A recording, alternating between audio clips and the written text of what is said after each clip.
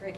Well, we got Right. Call to order at 6. 6:06, I'm going to call us to order at 6:06, and before we get started, I need to add one item to the consent agenda, which is item J, to award the bid for the driver's ed purchase of driver's ed vehicles to Denneker Chevrolet in the amount of $18,954. So that will be included in the consent agenda. What was that amount? 18,954. So there was a $30,000 driver ed Yeah. item. Is that just dropping the price? No, so one is to allow the expenditure from the fund, and the other is to actually award the bid. Okay, So both actions are necessary to complete the transaction. all right.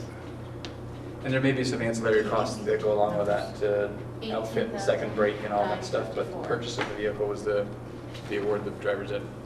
Okay. Okay. All right. Is there any public comment? All right. We'll move on.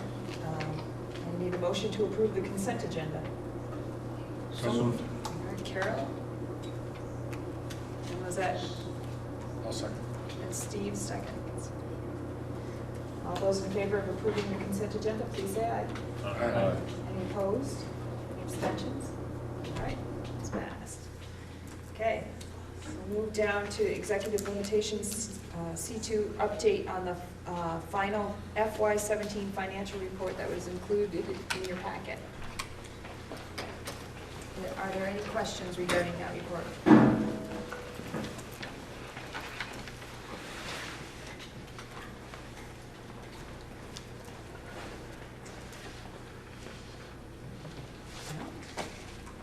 All right.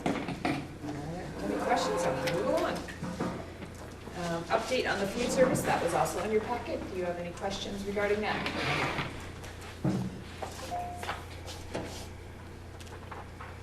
All right, we'll keep moving on. Our next item is an action item to approve the FY18 board work plan draft. And that was also included in the packet.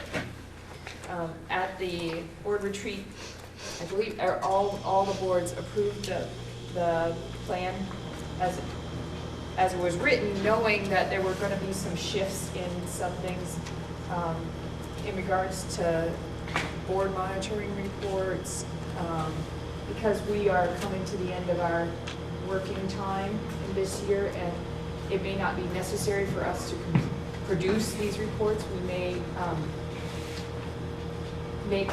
work on the interpretations and get the interpretations approved, but then hand it off to the SD board to take on as their work for the upcoming year. So So this is the same draft that was at the retreat. We realized there was going to be some changes to it. We were going to just approve it as it sits drafted and then allow the changes to be brought up as they come. Correct. yes.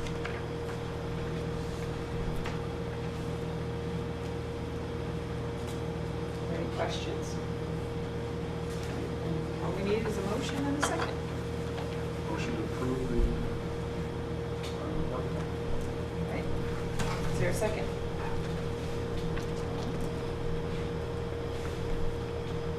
All right.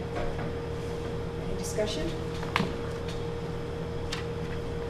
right, all those in favor of approving the FY18 board work plan draft as presented, please say aye. Aye. Any opposed? Any abstentions? All right, it's passed. Moving down to board management and governance, update on the policy governance. At the time this agenda went out, the policy and governance group had not met. They have since met, and they're beginning to sort of organize their work. Last year, they did the first half of the policies, and this year, they're going to work on the second half. And like I said earlier, they'll probably work on drafting the interpretations, so we'll see those come through. And there may be some monitoring reports, but some of them may just be handed to the new SD board as, this is what we've agreed on as an interpretation, and here's some possible ideas of evidence, but it's, in your court now to over the next year gather the evidence so that you'll be prepared to have a monitoring board as your working order.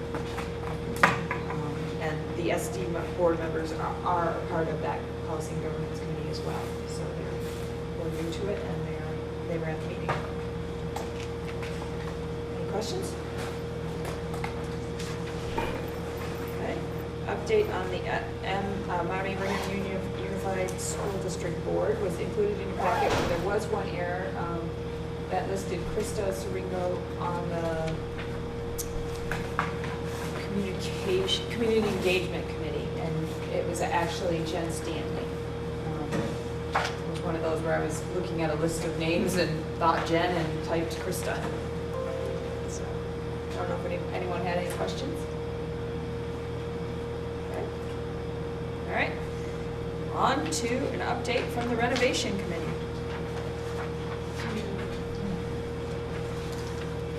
Do we just want to roll it into Patrick's part?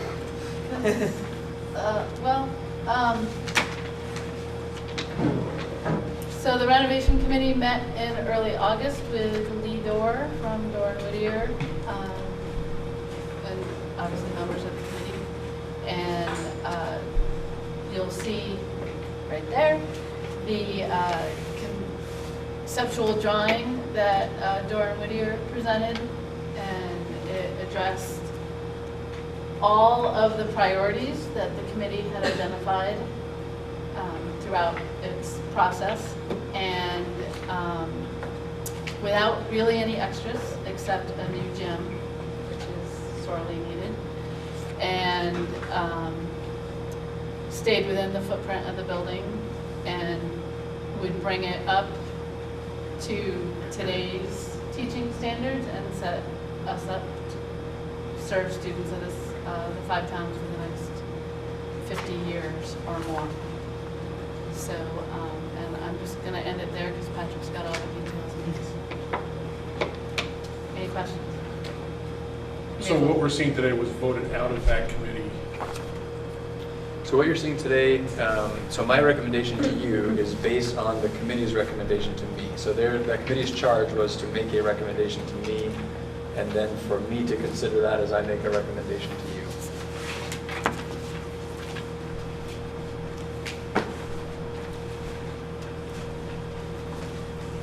Any other questions? All right.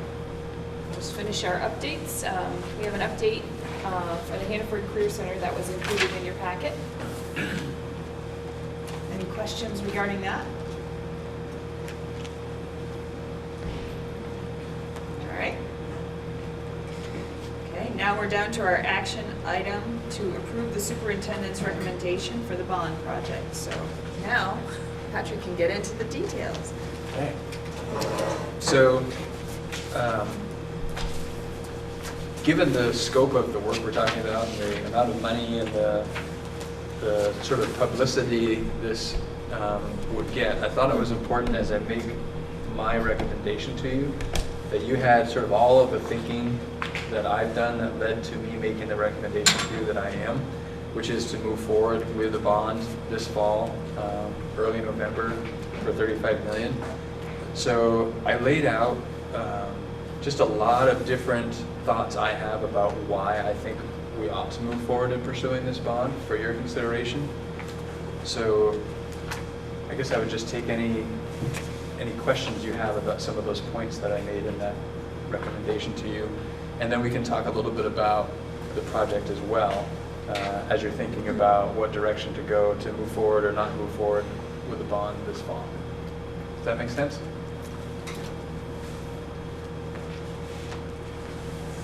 So any questions about the recommendation?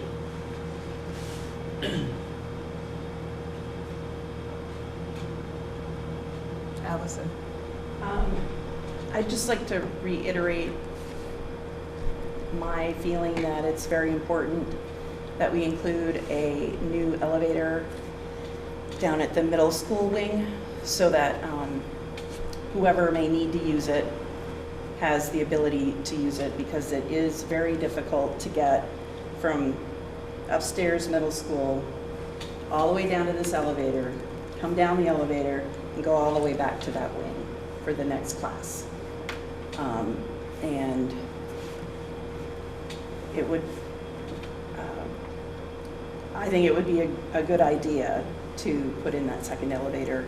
And since we have this opportunity now, we can do a good job of incorporating universal accessibility to as many people as possible. And I personally know a number of people who would benefit from having that, and not just personally, but also out in the community and for all of the other stakeholders that we have. That amount isn't currently included. Is not currently included. What's currently included is either doing some work on the elevator that currently exists, or possibly relocating the elevator that currently exists, but it wasn't part of the scope of what you'll see tonight, and that isn't part of that 35 million, does not include adding a second elevator. It's mostly just trying to address whatever functionality issues there might be with the one elevator that we do have. So, and there's a couple of different ways that we could go about that elevator, the second elevator, and there's a process question that comes to mind too. So right now we're talking conceptual, what might happen. Once the bond passes, there's then an 11-month design phase where lots and lots and lots of details get ironed out over the course of those 11 months before it then goes out to bid. So knowing that, one approach could be, in this project, we add money to the 35 million to allow for the addition of the second elevator, or we sort of see what we can do to get a second elevator, knowing that there's over $7 million in soft costs here. That is a pretty rough estimate as to what some of those soft costs may be. That $7 million is 25% of the whole project. So figuring in probably $250,000 to $500,000 for the addition of another elevator, that gives us two options on how we could go. Your other options could be to have them design it as an alternate, so that it could be either added or subtracted depending on how bids come in down the road. Right. Also curious about how many more estimates we might get in this process, either before the bond or after the bond, just to see how the costs are tracking either towards the amount that we've agreed to tonight, or how we fare afterwards before it's put out to bid, or if they're even anticipating doing a post-bid, a pre-bid secondary estimate at the end of construction documents. So there's currently no plan to move forward with a second estimate prior to the bond, in part because last time around with the 32.6 million, that figure got some attention as well. And it prompted people wondering, well, that's one estimator's figure that they're giving us for the concepts that we've talked about. So a second estimate was sought after and actually secured, and it came in right in line with that first estimate from the same folks that did this estimate for us. So we've previously had them do that second check, and it came in close. So we could spend several $1,000s to do another check on this before putting it out to bond. But we have every reason to believe that that estimate is as good as an estimate as we're going to get from somebody else. So I guess I was thinking there might be some advancement to the design between November and March, or would that simply be on hold until the bond was approved? Well, so my recommendation is for there to be a bond vote in November. So we would know by the end of November. So once the... Sorry, I'm getting my That's all right. typical bond dates mixed up here. So November is what we're talking about for a vote. We're starting everything, okay. Right. And basically, once the vote is passed, then we can initiate the design phase. No, I understand that. I'm thinking, earlier I was thinking, if this group had some issues with the amount or the scope, what's your timeline I mean, I would imagine from now until November, there's a pretty tight timeline for you to get the process going, Very much so. warn. And just to get word out and get information to folks and communicate about the information, the proposal. So the timeline for construction is, if we get something to pass before December, January could sort of go either way, but certainly by the end of December, if we get a bond passed, then the summer of 2019, so not next summer, but the following summer, we would be able to begin construction. If we miss that window, like if it's January, again, could go either way, but certainly February or later, now we're looking at the summer of 2020 before we could break ground. And in the meantime, construction costs are going up, and it would increase the cost of the work or decrease the scope of the work we could get done.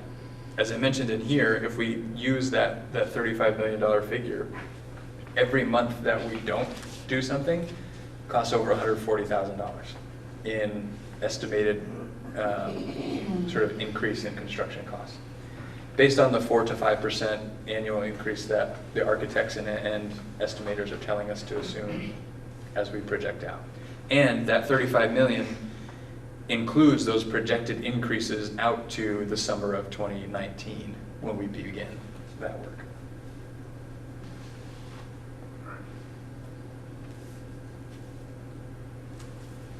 I just have a process question. So how do you want to do this? Do you want to do the presentation and then we have a motion and then we have a discussion?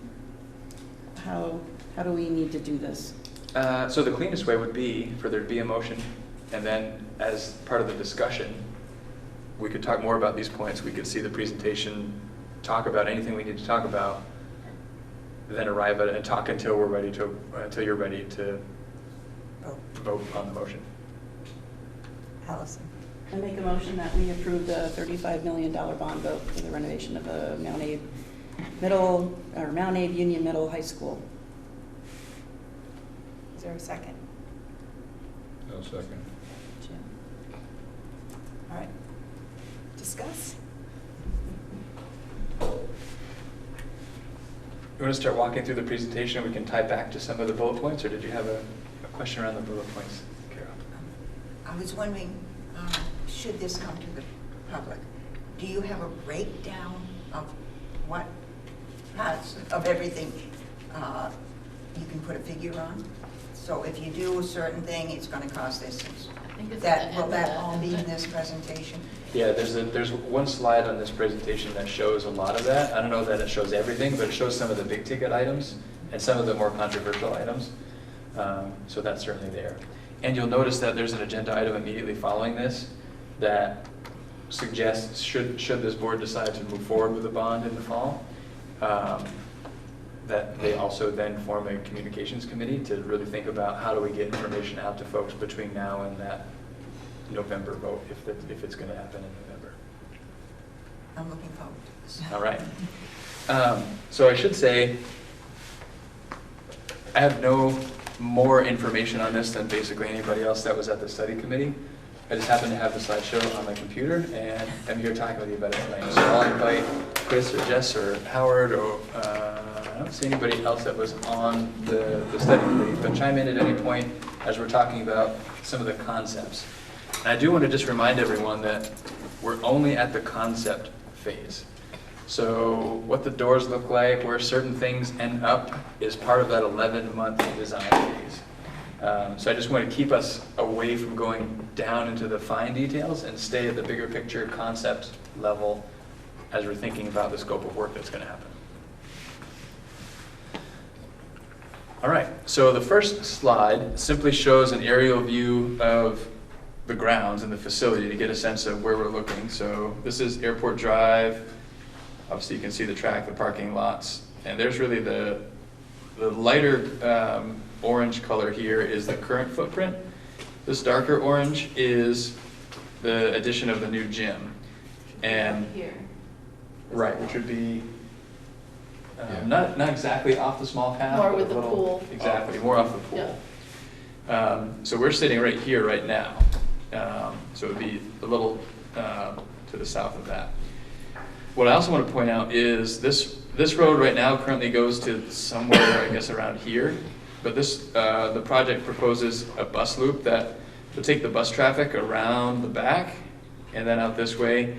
And this loop here would then be only for parent pickup and drop off and things like that. So it would ease the traffic flow a little bit as well and increase safety, more importantly than anything. The last proposal, last bond that went out had the addition of a gym over here. The thinking of having the gym on this end is, as you'll see in a bit, moving the library toward the front, having the auditorium here, the current gym here, you have the cafeterias, the pool, and putting this gym, keeps all the highly accessed sort of community spaces all really on this end of the building, on the ground floor. So there's the greater potential to allow access to those things without granting access to the entire building. Versus having it on this end, you know, it's a separate entrance and then separate from getting to the rest of those public areas.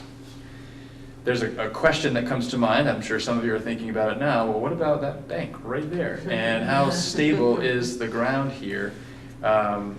Based on what little bit of sort of investigating into that's been done to this point, that's not a concern for the architects that are looking at it right now. However, in the 35 million, there's a few $100,000, I think 360,000 is what comes to mind, for really securing that bank. Maybe it takes that, maybe it takes a little bit more. That's where some of those contingencies come in that $7 million of soft costs.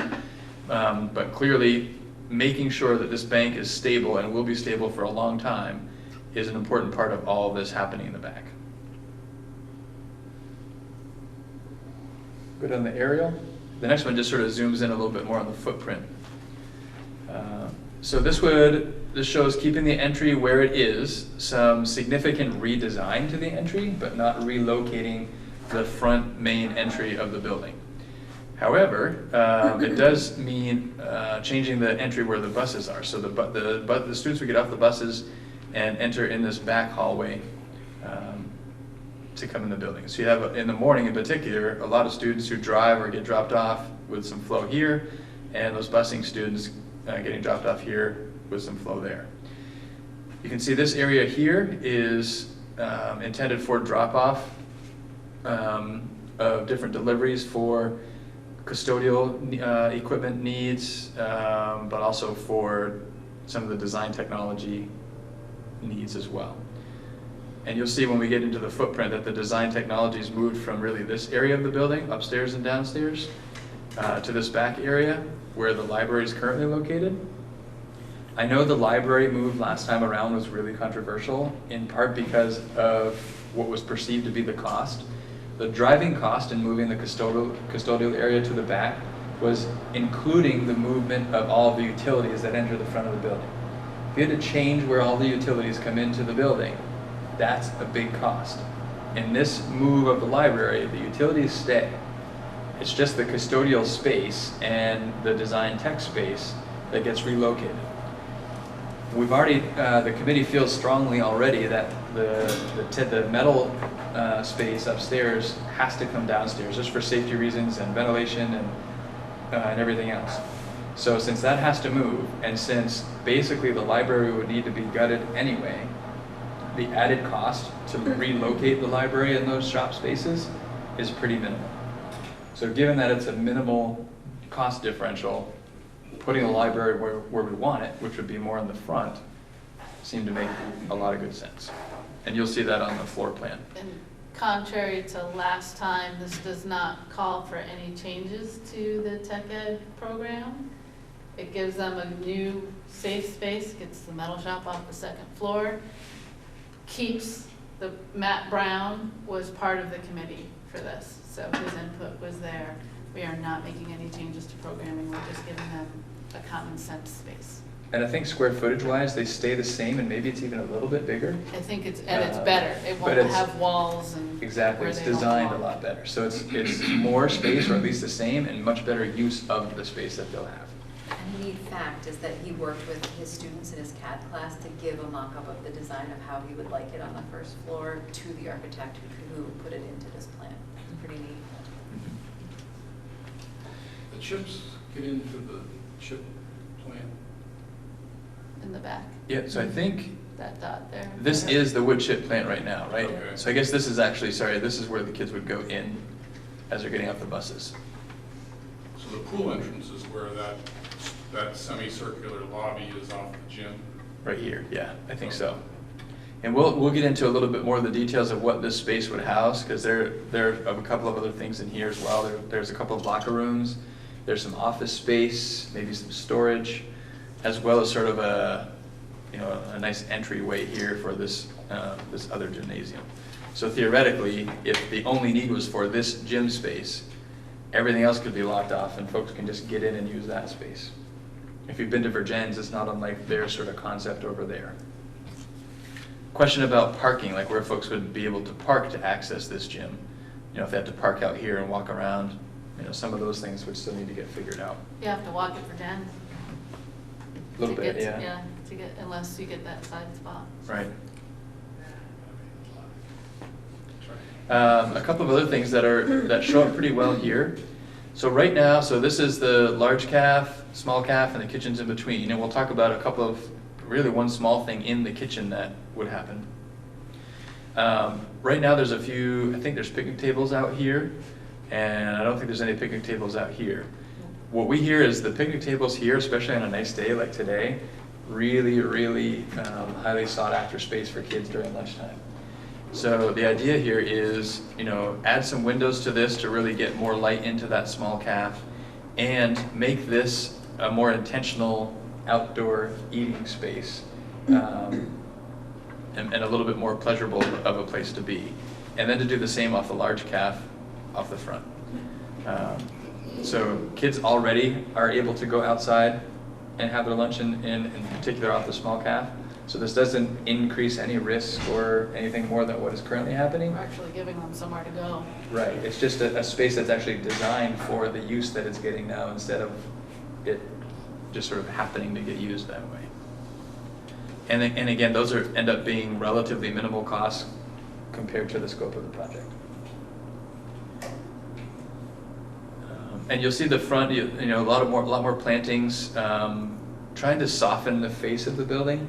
And there are a lot of other things that you'll see on a slide later on that show some attempts to soften that face to give it less of a brick appearance and more sort of glass and landscaped and a little more curb appeal, which I think makes a big impact on everyone as they're entering the building. Any other questions on this space, on this slide before I move on to the next? So this is where it gets a little bit harder to make out all the details. But sticking with the gym idea that we were just talking about, so this rectangular piece is the new actual gym space. Right now it's currently sized in this proposal for a full regulation size high school basketball court and bleachers on both sides. So it would essentially duplicate. You can see square footage wise, it's pretty much the same as the current gym. So that really gives two viable options for whatever events are going on, which I think will be advantageous. This is that sort of entryway, and these gray areas are how it just sort of attaches to the building.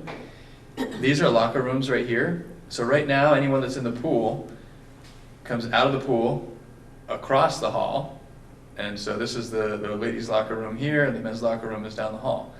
So if you're going to the men's locker room, you come out soaking wet from the pool and walk down the hall and go in to the men's locker room. There are problems with that. As you can imagine, wet feet, wet floors, water dripping places where you don't want water dripping. And so this adds locker rooms here that double as locker rooms for the gym, the new gym, and for the pool. So people don't have to go out into any hallway. They go from the pool room into a locker room, get dried off, get changed. Individual showers versus gang showers, for obvious reasons. Kids just don't use gang showers anymore. Can't say that I really blame them. So fewer shower heads, but ideally showers that are accessed a little more regularly. This space over here is either storage or an office. Can you remember? And the print is too small. Athletic storage. Athletic storage, right. And there was gonna be some office space in there with the locker rooms. The locker rooms could also serve as a referee changing room, which we don't currently have. Was there space for our athletic trainer? There wasn't one designated in this Okay. concept. Or there might have been room to put somebody in there. And just to be clear, the addition of these locker rooms doesn't remove these locker rooms. So these would stay locker rooms. Will get redone. But right, so one thing that's important, just as a blanket statement, there's a lot of rooms we're not going to talk about in depth, but important to know that all of the rooms will have a fit and finish upgrade.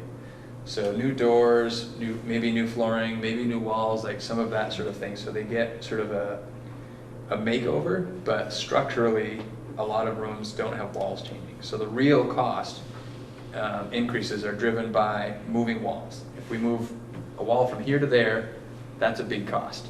New flooring, etc., relative to the scope of this project, not such a big cost.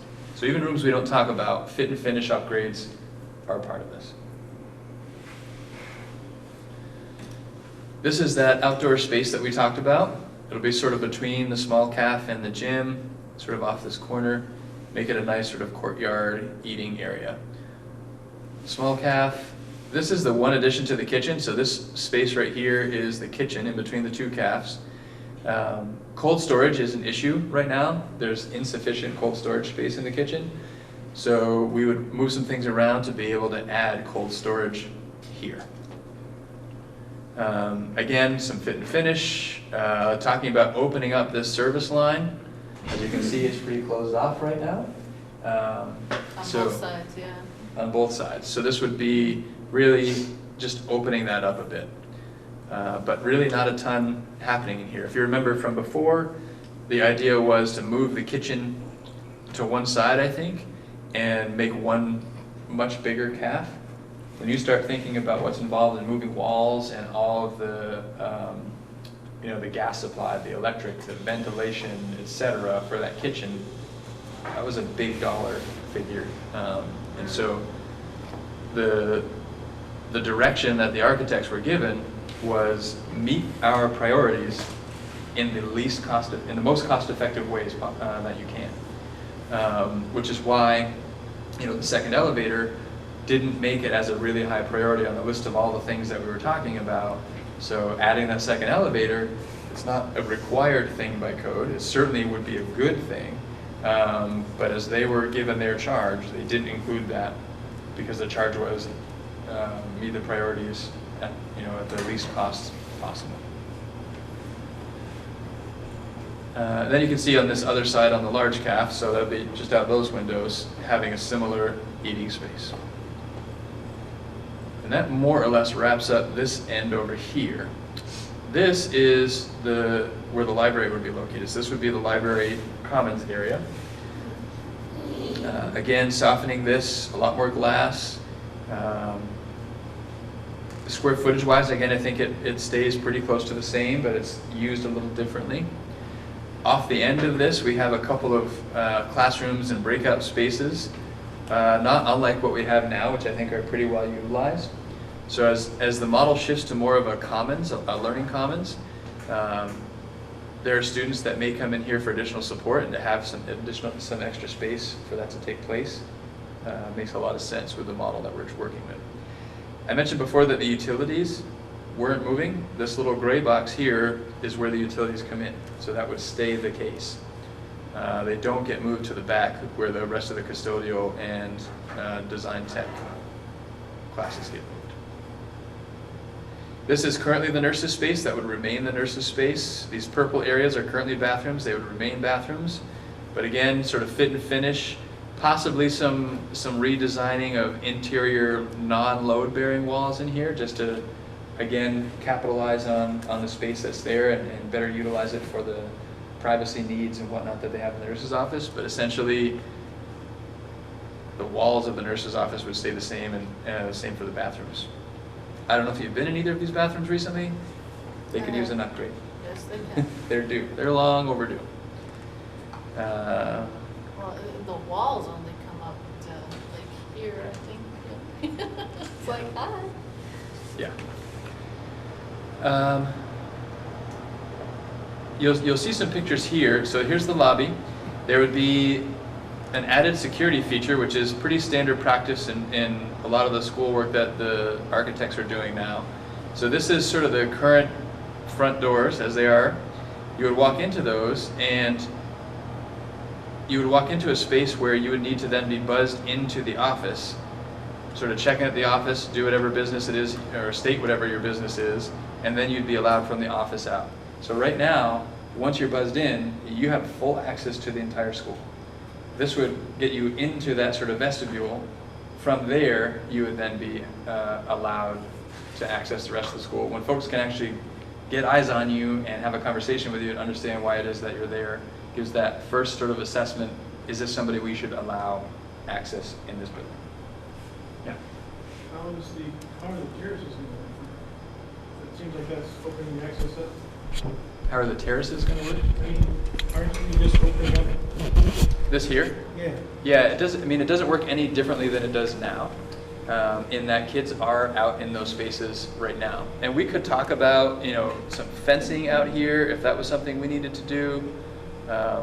There are security measures we could put in place if we felt that was something that we had to do. But when students are out of this space, they're supervised by adults. Okay. Thanks. Of course, those doors would be closed and locked when it's not lunchtime, so you can't go in and out of them. Right. Exactly. Another picture that you'll see in a little bit shows the school store being relocated here. Right now, I think the school store is in a closet somewhere. Not great real estate for a school store. So this gives that a little bit more prominent place, and right here in the hub of the activity, which will do good for the programs that the funds that are generated there are benefiting.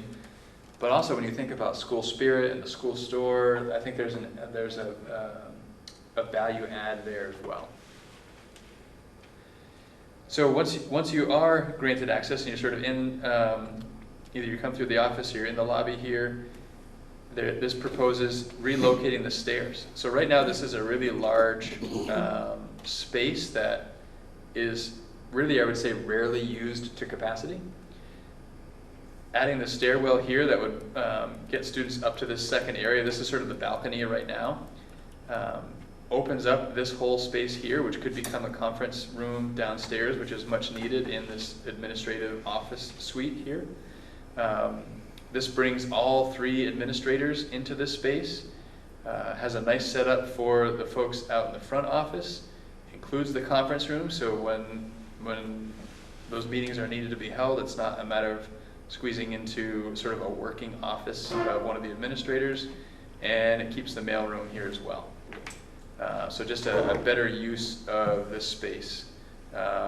And I would say improving the use of this square footage out here and creating additional footage by moving the staircase. It gets a staircase out in the open, too. Right. We were talking elevators before. Right now, I forget if it's the purple or the gray, but one of these 2 areas in this design is where the elevator would be located. So it would move from here across the hall to that space. And again, whether or not that ends up happening gets fleshed out in the design phase, but that is still the one elevator, whether it's located here or across the hall, is the one elevator that's in this design right now. All right, moving to the auditorium. So a few things happening here. The proposal right now is to try to get better use of this rear space of the auditorium. Right now, this is very underused space on a regular basis. Certainly when there's an event, the events here are very popular and the seats fill pretty quickly, and oftentimes a lot of folding chairs are put in this area just to add some seats. So we certainly can't have fewer seats for those events. However, this space is not used very often. And we have some other needs with our choir and band that this space might be able to help with. So putting some retractable seats here could allow this space to be used for events when it's needed for the whole auditorium. But also they could go, they sort of retract back into the wall. Not unlike, we have a couple of schools, or at least one, that has retractable cafeteria tables.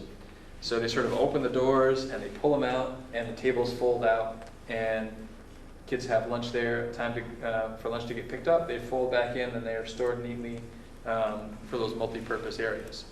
So I'm envisioning something like that here where pretty easily the chairs kind of fold back into the wall when they're not needed, and when they're needed they come back out. Town hall theater has that same setup. Okay, right. So just giving some flexibility to the use of this space. This proposal also has the addition of sort of a folding wall here to really make this a separate room from the rest of the auditorium, which again I think helps with the flexibility. I thought those were retractable doors that we already have, but we don't use, so because they're broken or something? Because Yeah. the pockets are there for Yeah. the doors, but the doors are not there any longer. Right. So this would, there's money in here to replace Get it the all doors. if it needs to. You know, again, it's hard to know until you really get into it if you can buy just the doors to use with the pockets we have, or since the place is going to get sort of redone anyway, do you just go with different pockets? But there's money in here to take care of that. So also new seats here, and a lot of upgrades. So structural upgrades to the stage, as well as sound equipment, lighting equipment, etc.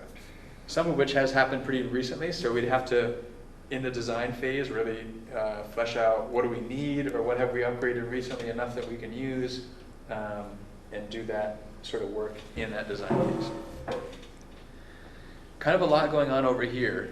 Talking about accessibility, this area is somewhat of an accessibility nightmare right now. This is the band choir room right now, and students enter pretty much, typically I think through here from a hallway door, but there's also secondary access on the other end. But this, if you've been in there, it's a pit basically with stairs going up that I think folding chairs are put on for the band. So accessibility is a real challenge there because there's no ramp anywhere, there's no lift, there's no way for someone with accessibility needs to get up and down in that space. So this proposes bringing the floor up to the same level in this space. And it would be the same level as where students enter from the hallway here. And because of the volume that would be lost, and volume plays an important role in the acoustics for band and for chorus, we would take the ceiling out, which would be the floor of the space above, and recapture that volume that way. These spaces would be similar in their use now, so there's several breakout spaces here for lessons and whatnot. There would be space that would remain there, but be made accessible for those lessons.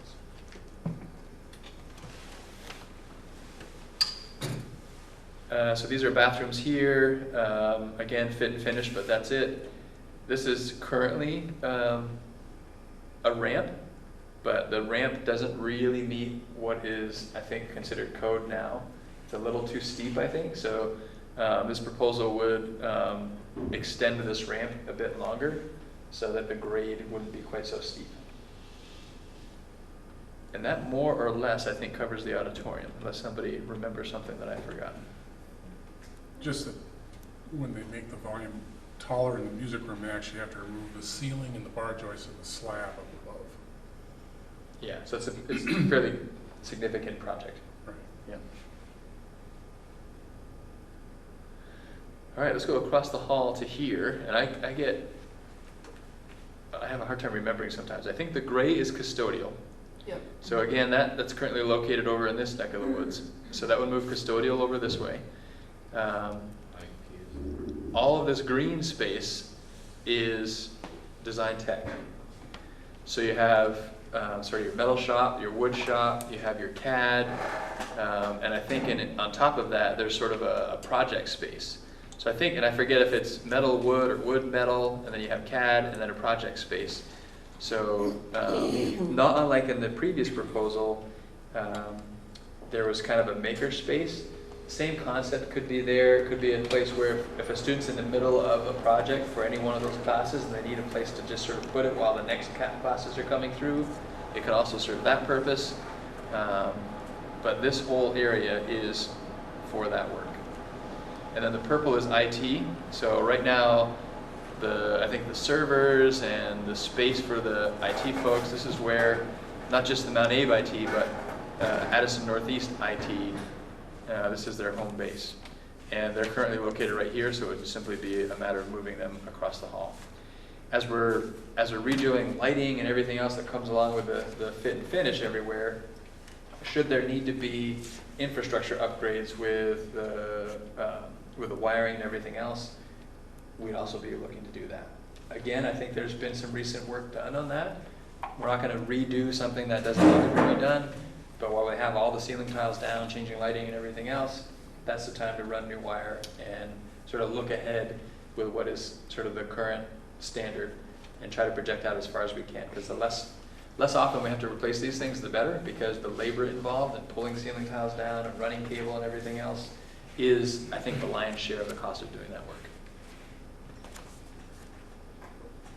Questions about that area? If you remember from that bus loop in the back, this is that delivery area. So whether it's custodial deliveries or design tech deliveries, everything come in and out this door in the back. A lot easier than having to lug whatever they're lugging right now upstairs to the metal shop. Through the windows. Or through the windows.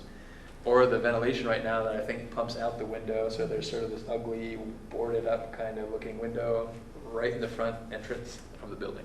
Where's the student entrance back there for the buses?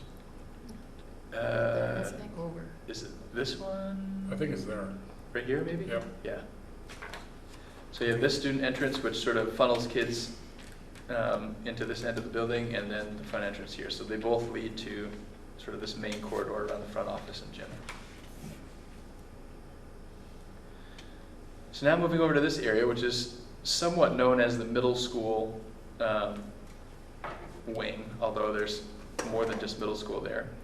The attempt here was to preserve, and really another sort of big picture piece to this is this project doesn't reduce the number of classrooms from what they are currently.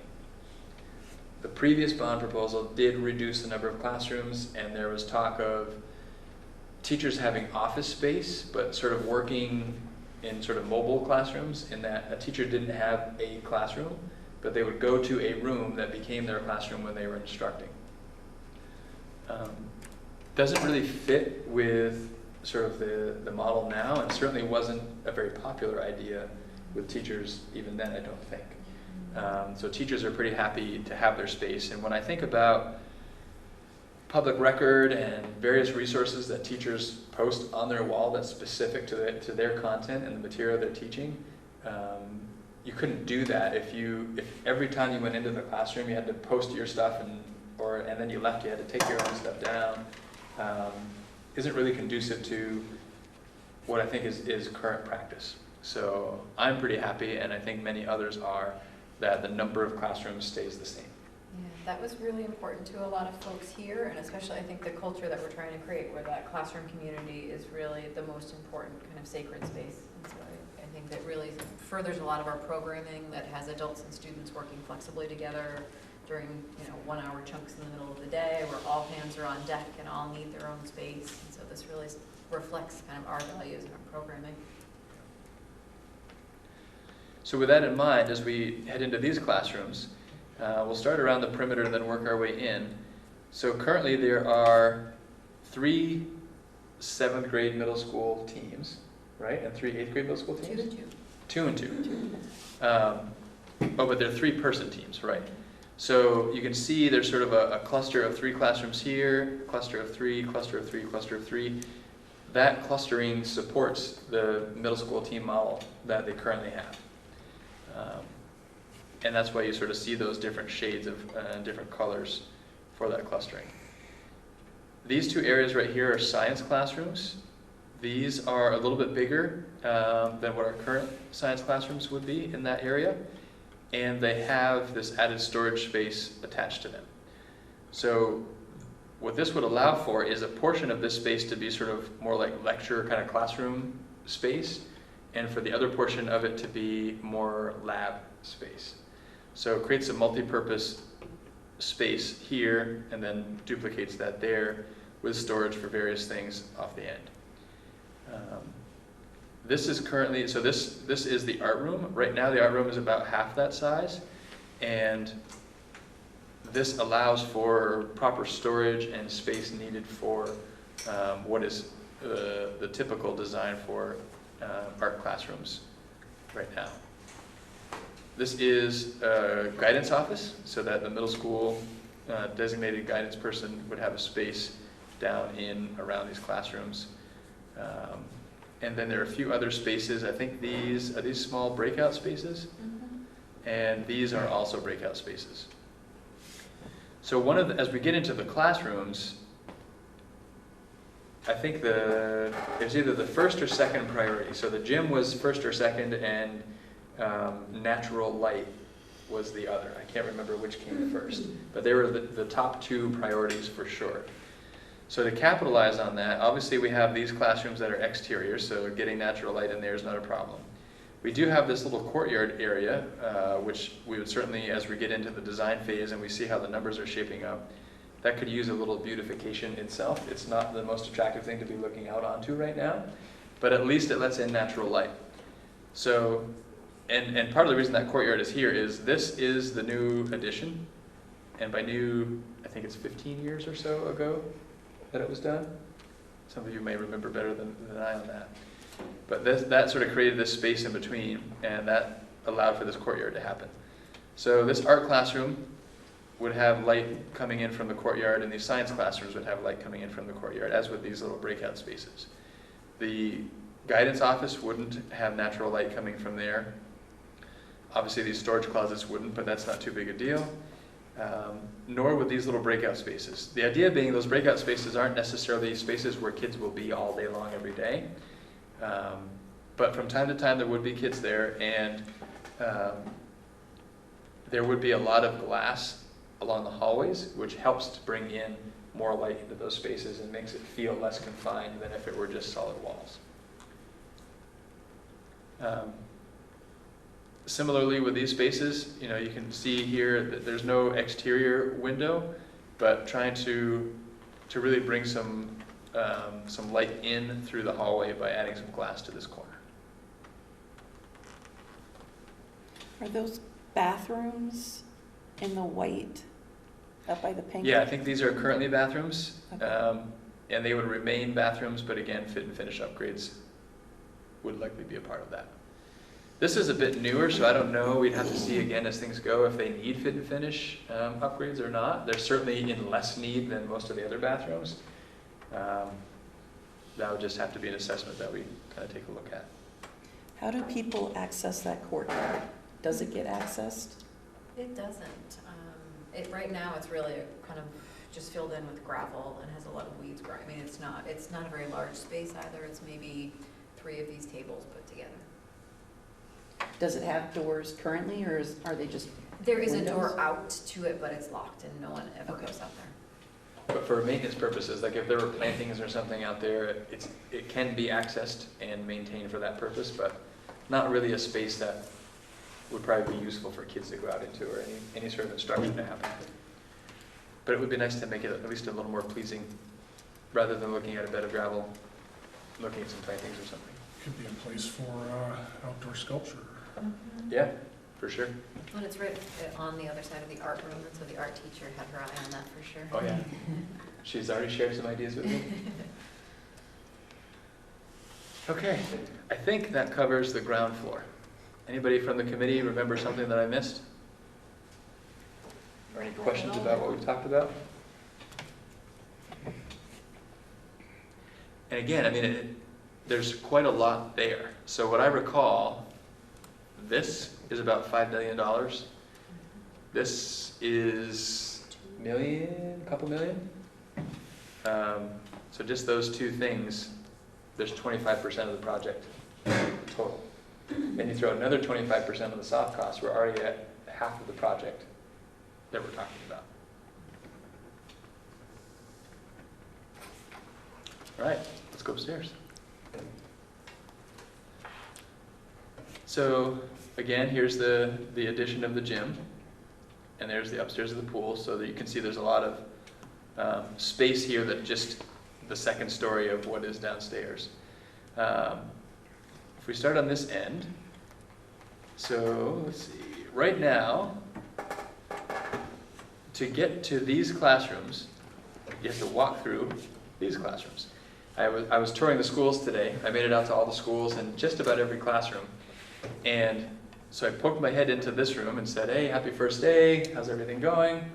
Then, okay, don't mind me, I'm just going to keep going into the next room and say the same thing, and I'll be walking right back through your instruction again.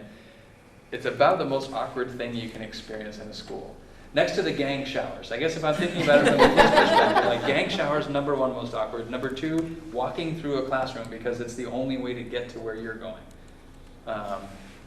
So this takes care of that. So this sort of slides these out a little bit and takes some space out to create this corridor so that you can enter these classrooms without having to go through these classrooms. Now exactly what these blue spaces, whether they're math or social studies or whatnot, is totally flexible. So we won't get into those. The dark blue we'll talk about because those are specifically designed for science. But the others are pretty much whatever the need may be. That's really the big redesign over here. What I do also want to point out is right now we lose a lot of natural light because these sort of window wells at the end of the hallways have been walled off and made into offices. Those would come down and that would bring that light from the exterior into the hallways. So we bring more light into the hallways, so for those interior rooms where we can't get the natural light in, we at least have more light in the hallways that we can bring in through the glass that would be looking out into the halls. In addition, these interior classrooms where there are no exterior walls, so there can't be windows, there are skylights. So if you remember in the first project, the idea was to cut really big sort of light wells into the second story to bring light from the upstairs into the downstairs to get light into those interior rooms downstairs. That came with a really big price tag, and it also ate up a lot of square footage, which is why we, I think, had to have fewer classrooms to make it all work. Getting natural light into classrooms on the second story, no big deal. You put a skylight or two in those rooms that don't have the exterior walls, and you can flood those rooms with natural light. The architects were saying in some of the schools they've done this, the amount of light that brings in is just tremendous. So it accomplishes that priority really well. So that sort of takes care of this area. These are, I think these are this color because they would be art spaces. These are currently art spaces. They would stay as they are currently in use, in part because I think there's some equipment up there that's pretty specific to it. Yeah, so keeping the kiln there and everything that's set up for the kiln there makes sense. But again, fit and finish upgrades. Coming into this area, so this right now is sort of the teachers area where they have lunch, the faculty bathrooms and things are here. It would stay for that same purpose, but again, fit and finish upgrades to that space. Again, these could be whatever classroom space they need to be. Right now, this is the current metal shop. Right here is that window I was talking about that's not so attractive. And this sort of loops around right now for, I think CAD is here, and there's another sort of design shop in here. So that's a new corridor there as well, right? Right now, Yes, the yep. faculty space backs up to those metal shop rooms. Yeah, so this creates a little bit of space there as well to alleviate some of that. And I think, again, is that breakout space? Bathrooms right now. This is currently bathrooms, okay. The two small, yep, on the sides. Okay, so the bathroom here, Adult bathroom here, maybe that was the breakout space. I can't quite recall what that was. All right, coming up this way. So this is currently the wrestling room, and there are adjacent locker rooms to the wrestling room. If you remember the wrestling room, it's just terrible right now. I can't describe it any other way. It's not a great space. Yeah, really everything about it just doesn't work well. It's too small, it's too dark, it's just in need of a lot of work. And the locker rooms that are adjacent to it currently are equally as bad. So what this proposes is, I think, making the wrestling room a bit bigger so that an actual regulation mat can fit. Right now they have to, I think, cut the mat so that it fits in the space. Chris, you may know Say more there's about probably that. one section they just don't put, because it comes, they're in sections that roll up, so I think there's one section they don't put down. But they can't fit a But they can't regulation fit the whole mat thing. in the space right now. So that would make that space more conducive to wrestling. But also, I think currently there's no real storage for the mats, which is why the mats, once they go down in the fall, They they stay stay down. down all winter into the spring sometime. Not because the wrestling unit for PE goes all winter long, but because there's nowhere to put the mats. So rather than keep locker rooms up here, with the addition of the locker rooms downstairs, so we have it's sort of a net zero impact on the number of locker rooms. It's just there are 4 locker rooms downstairs in this proposal, and the locker rooms upstairs go away. But what that does is it creates more storage area upstairs for wrestling mats and other things that are needed. It could be other storage for physical activity, for PE stuff.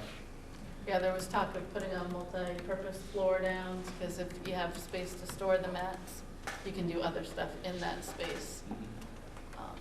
So it would really open things up for the PE department. And this red is the upstairs of the elevator that we talked about being possibly located here, or again, it could be across the hall where it is now. These would be gender-neutral bathrooms, so that's something that is very important to keep in mind now as we're building sort of a school moving forward. We have to consider gender-neutral bathrooms in addition to the gender-specific rooms that we have.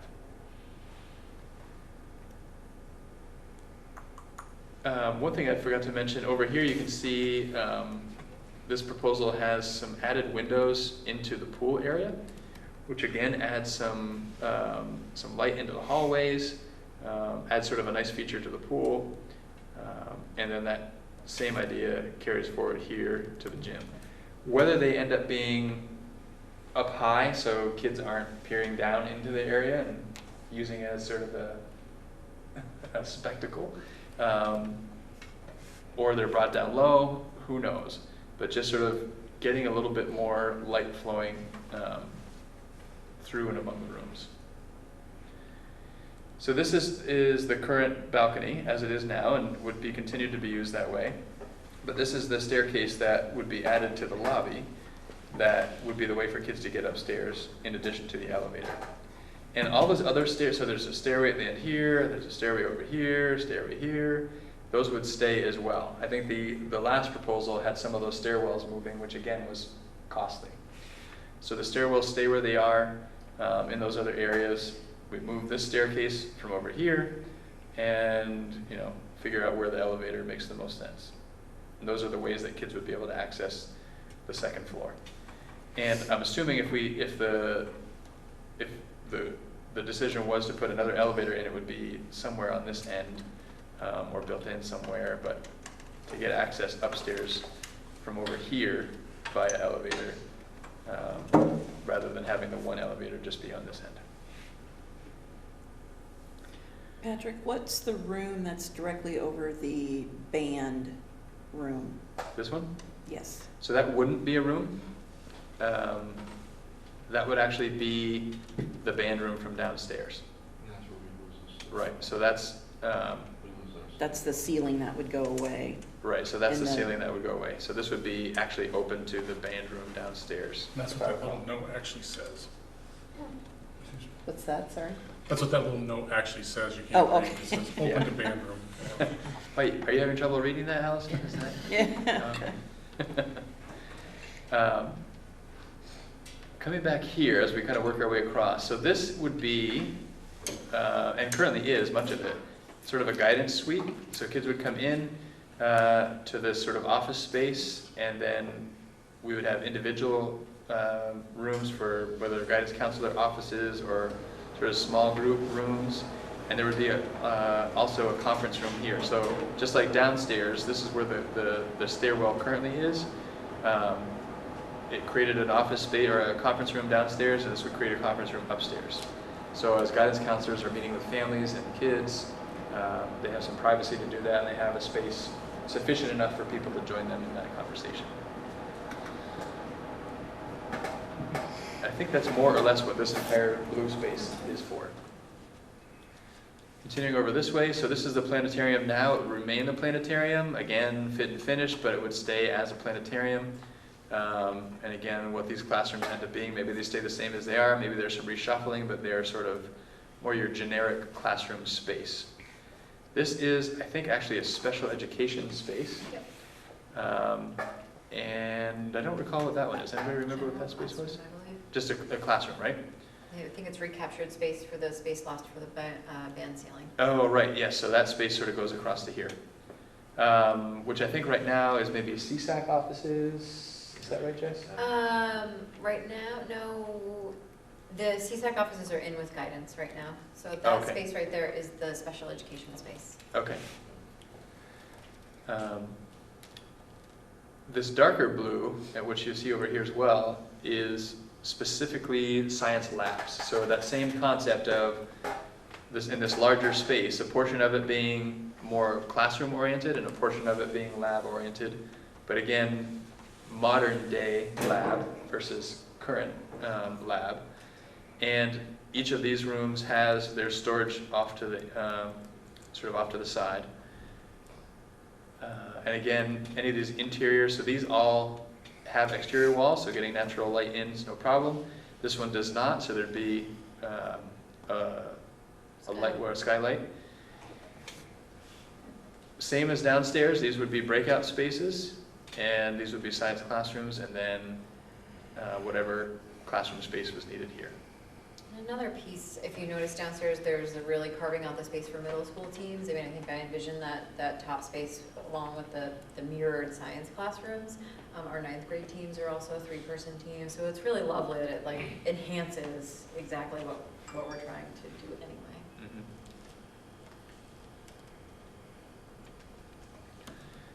Questions about upstairs?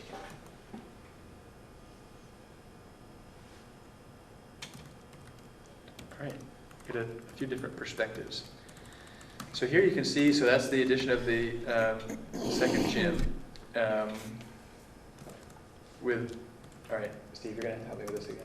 Clear story. Clear story.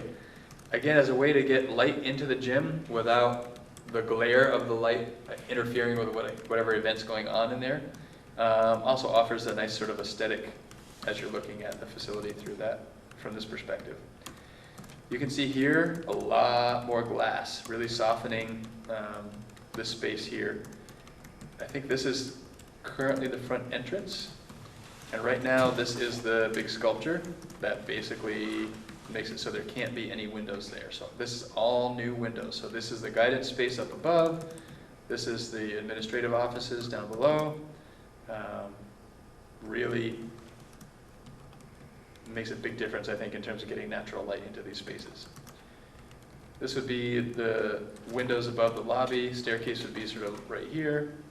And then we move into classrooms along the top, library here, and then coming over to the cafeteria on the end. You can see the different windows compared to what you have here. Definitely. A lot more money in this proposal for windows, possibly replacing, so a lot of the classrooms in particular upstairs have windows, but they're really narrow windows, which don't allow as much light to come in. So there's a lot of money in here for window work and really looking to maximize the amount of natural light that comes in. A lot of efficiency, I think, gained from improving the windows as well, because there's a lot, we have a lot of heat loss that is happening from really failing windows throughout the building. And to the west, on the backside of this, I mean, this building has $1 million views with these tiny windows that are not really taking advantage of them. So you can see from this perspective a lot of the skylights along the top, and there's another better look at what some of those skylights would be. But you can see they're sort of dome or have this sort of pyramid shape to them so that the snow stays off and can function really well. A little different look to you get the picture of the gym in the back and the skylights really well, but also just a sense of what the front of the building could look like. Again, right now this is that big sculpture that blocks most of where these windows would be.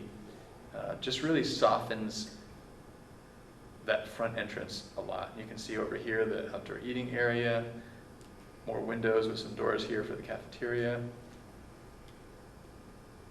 Really changes that sort of curb appeal, first impressions as people are entering the building.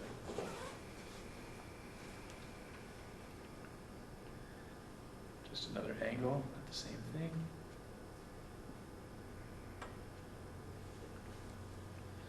So here's the staircase that we were talking about. So this is the front door as we walk in now. And you just sort of come around and up the staircase to get upstairs. There's the school store that we were talking about. Really prominent location. And here's the entrance to the library. Again, nice, sort of open, airy, centrally located. Visible as well. I mean, there's a lot of safety consideration that goes into this plan, thinking librarian can see out into the lobby, administration can see out into the lobby and the library. There's just a lot of transparency and We didn't really talk about that. And all the glass too would have Right. curtains that could, shades that could drop if there's that much glass there. So right now, until recently, this was a solid brick wall. Fairly recently, there was a door added here, which has a very narrow window in it. And that's the only view from the office into the lobby. This is also a solid brick wall. This is mostly brick, unless the doors are open, that's very solid. So we've created this really nice, solid, invisible place for kids to be. Unless you happen to be walking in the front door. So this proposal puts a lot of glass here, so you have some eyes from the library to the lobby. It opens this brick wall up with a lot of glass, so you have eyes from the administrative offices into the lobby. Just much better supervision of that area. And this concept calls for glass in the front of the gym as well, the current gym. Yeah, that opens it up so you can see what's going on in there. So I just remembered I forgot to mention that when Jess was talking about being able to see from the administrative offices now out into the lobby. And these are just some different perspectives. So this is standing on the landing here looking up. And this is sort of a bird's eye view of what is currently the balcony and then the stairs coming down. There's the numbers. So these are a few of the different options that we're looking at. So the do nothing was simply code, like bringing things up to code. And you can see in 2013, that was a pretty hefty figure. And there were a couple of other different options that were discussed at the time, but the one that went out for a bond vote was this $32.6 million project. Here's the option 4, which is what they're calling this most recent. And you can see that it's 36.6, and the proposal is for a $35 million bond. The idea isn't that we cut $1.5 million out. The idea is, with the money we have in the budget right now, to knock off a couple of the items that are in here to be able to realize the scope of this entire project as much as we can with the money in the budget now, and then the rest coming from that 35. So even though the bond is less, the idea would be that we would accomplish everything that you saw conceptually here. So Can it'd we be a get little a bit. copy of that? Yep, I think that's Yeah, in part of the, it, it's in the it's in the packet now. packet. So there's a little bit of work just to define what that $1 million is going to be towards. Yes. And what's kind of tricky right now is, without knowing if the bond's going to happen or not, you know, if we knew the bond was happening, that would give a little bit more information about what should we spend that money on in the meantime. And if we knew the bond wasn't happening, that might shift our thinking as to where we might allocate those funds. So we're in sort of a funny place right now. One of the areas which is a big ticket item is furniture. So we know whether the bond happens or doesn't happen, we need to replace some of the furniture in this building because a lot of it is original to the building. We have kids getting cut on tables. We have lockers that are doing damage to backpacks and coats and things like that. Some of those things have to happen. So we know for sure furniture upgrades are going to happen this year. I don't know exactly when we anticipate, during one of the breaks The order probably. will go in at the end of September, and they will get here around the holiday break. When everyone is out of the school, they'll be able to come in and install. So that's, you know, I think there's probably somewhere around $500,000 in this $36.5 million for furniture. So that immediately brings that 36.6 down somewhere around 36. And there's some other things that we can tackle like that. So where we know it's safe, we're moving forward with spending the money now to take care of some of these things. And as we get a better sense of whether this is going to happen or not, we can take additional steps. I think there's some money in here to address the bus barn, so we're looking at maybe doing some work at the bus barn, which can take some money out of here. So just trying to be smart with how that money is being spent in anticipation of hopefully passing a bond. And if the bond doesn't pass, we still have some needs that are being taken care of. And I'm happy to go into a lot of these numbers. I think there's maybe one other slide of numbers, much smaller in size, but not necessarily in amount. But this is that breakdown that you were asking about before, Carol. So there's the gym, $5,139,000 on down through. Which again, I think this is also in your packet. It actually came in an email, so people might not have it in their agenda packet, but it came in an email before the retreat last week. Everybody should Okay. have it, this presentation in their email. If you don't have it, email me. I'll send you a copy. You sent me one. Sure. So I think the important thing to point out on the slide before is that the way this estimate was broken out, a lot of them had to do with categorizing work according to the priorities list that the renovation committee put together. So I think they could sort of see what each of those priorities roughly cost. It's maybe not a perfect match to everything because it's difficult to do that, but I think the committee did have the ability, looking at it, to see what each of those priorities was in kind of a more lump sum here.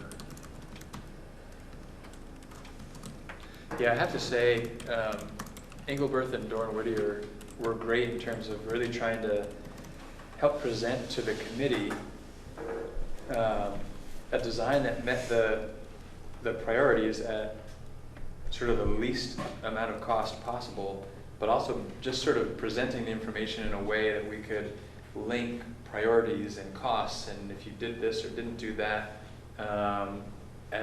so that if the committee wanted to propose to me something less than the full scope of the project, that the committee had what it needed to say, okay, well, let's take this off or that off and bring it down by that much, and let's move forward with this much of a bond. So it was set up well to do that. In the end, and I agree with their recommendation, the committee said, basically, it doesn't ever get cheaper to do this work. Let's do it now. Let's get it all done, and take care of the needs of the building. And that's why I really wanted to capture in my proposal to you some of the factors that the committee was wrestling with in terms of the cost of not doing the work. You know, it's evident the cost of doing the work. Sometimes what's missed or lost is the cost of not doing work. And so that was sort of the perspective I brought to the proposal. What would be the length of the bond? So these figures have a 30-year bond. Just given the amount of the bond, that 30-year figure makes it a little bit more palatable each year in terms of the bond payment. And as it said in my recommendation, based on what we're looking at for that $35 million over 30 years, the $1 million that we have in the budget now covers about 45% of what the principal and interest payment would be each year. You know, so you could essentially say that really 55% of that 35 million is what we're saying has an impact on taxes. And in some ways, that 55% of 35 million is what we're comparing to 32.6 million from last time around in terms of what's the cost really going to be above what we're already paying in taxes. Because last time around, there wasn't any money in the budget to be applied to principal and interest.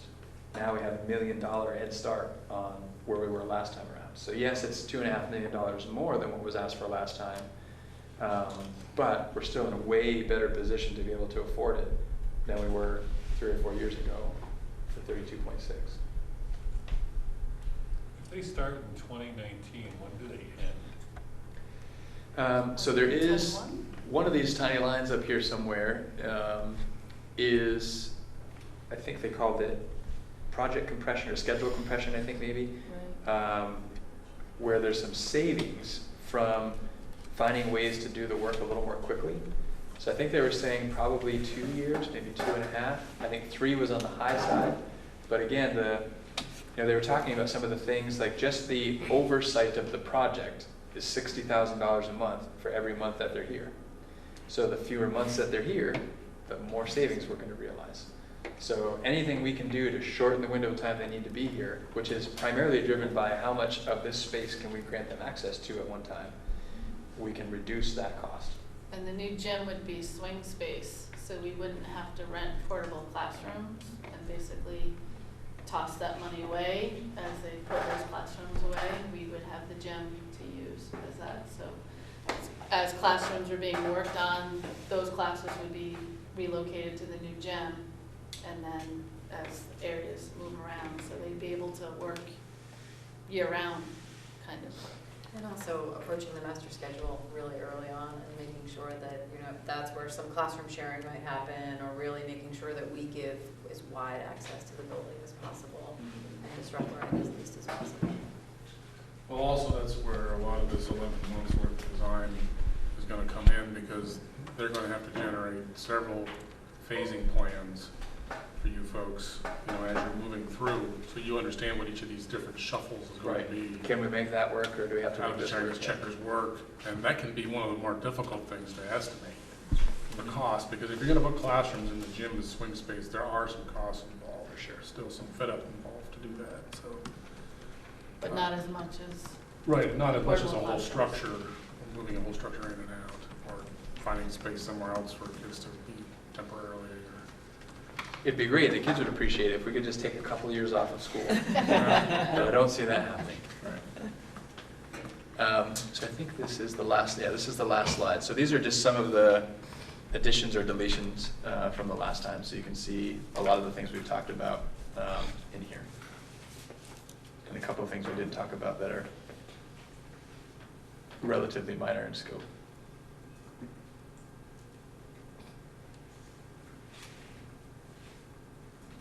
Any other questions without getting too deep into the details?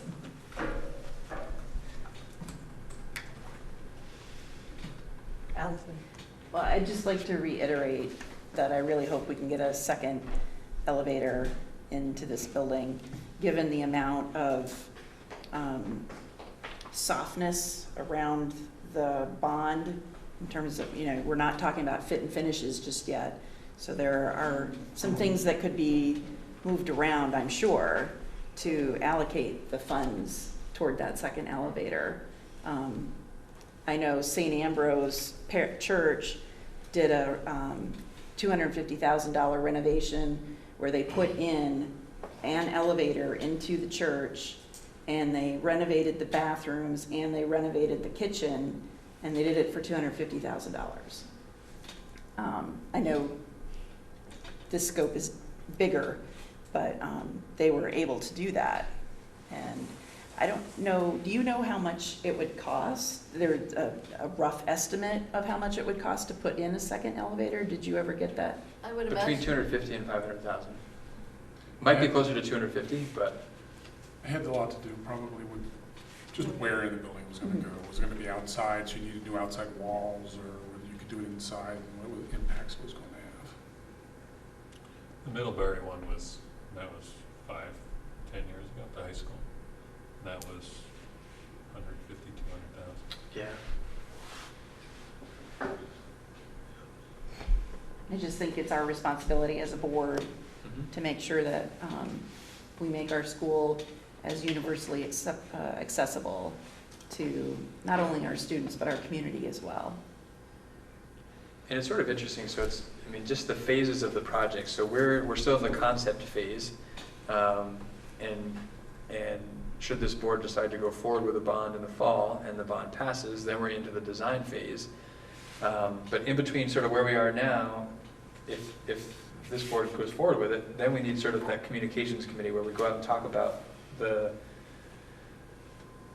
concepts and the cost, and talk about just, informing folks about just all the details around this. But then should it pass and we're in the design phase, I think there needs to be another representative group of, perhaps it's from the SD board at that point, because this board would be getting pretty close to dissolving. But there has to be board representation, I think, in the design phase as we're tossing, because there's a lot of details that get ironed out. And certainly administrators and teachers and students and community members have a role, but I think board members for sure have a role in that design phase too, as we're talking about exactly what happens and what goes where. So multiple opportunities along the way for lots of people to contribute to exactly what the finished product looks like. Well, and also at that point, I know you won't be getting another estimate before November, but you will be getting further updates during the design process. Mhm. So at that point, you'll have a little more better information.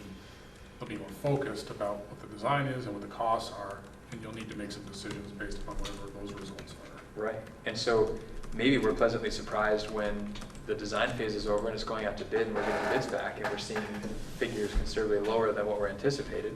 Again, when you're sort of taking on a project of this size, you have to sort of assume the worst and hope for the best. And that's the figures you're seeing are sort of a not to exceed, just in case we run into lots of different things, this ought to be enough to be able to accomplish the concepts that are there.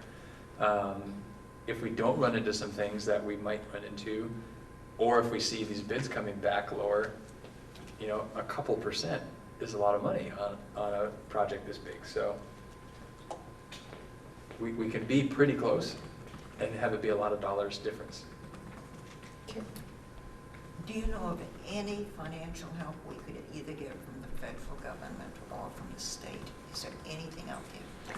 There's nothing that comes to mind. There are certain groups that have some interest, like we might be able to work with some groups that are interested in supporting the arts and get some contributions toward the auditorium. So we might be able to piecemeal some things from various organizations, but there's no state aid, and I'm not aware of any federal aid. Are you, Howard? I don't think there's anything out there. It used to be the case that the state paid for a portion of the construction costs, but it's been several years since that's been the case.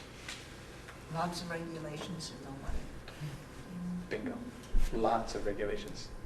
The permitting, there was a figure that they threw out, I forget what it was, but just permitting and all the applications and all the paperwork that goes along with a project of this size, just the dollars associated with that are pretty considerable. We could all renovate our house quite handsomely on what it costs for the permitting and all the stuff for this project. I just wanted to say that, the committee took its job seriously. No one was skipping about the room saying, let's spend $35 million.